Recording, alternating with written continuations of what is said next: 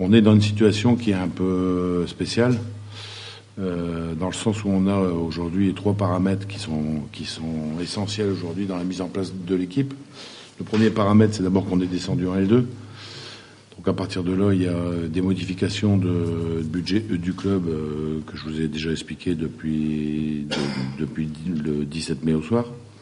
Il y a deuxièmement des joueurs qui sont sollicités par un certain nombre de clubs français de L1 et étrangers.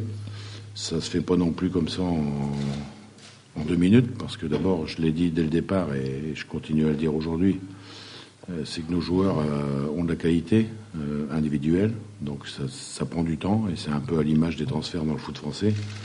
Quand vous avez une équipe qui reprend l'entraînement une semaine avant la L1 et quand vous avez des joueurs qui sont susceptibles d'aller jouer en L1 ou même à l'étranger avec des championnats qui sont encore loin de reprendre leur entraînement, c'est sûr que ça dure plus longtemps avec déjà ce décalage aussi de reprise pour nous.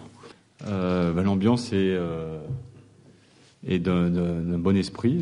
Hier, nous avons fait des tests et je leur ai dit ce matin qu'on avait été, le staff et moi, satisfaits de leur comportement, parce que c'est d'abord un test mental. On ne va pas dire qu'ils sont en forme aujourd'hui, ça serait grave.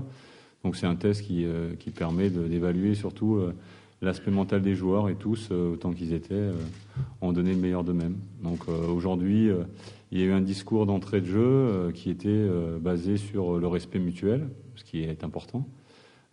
Et comme l'a dit le président, comme on avait dit précédemment avec Daniel, quand on a mis une dynamique en place, c'était qu'on se prépare du mieux possible, qu'on savait que l'effectif allait être bouleversé, qu'il y allait avoir des changements. Mais pour l'instant, je n'ai pas à me plaindre des joueurs qui sont là et qui ont peut-être la possibilité de changer d'air d'ici peu de temps.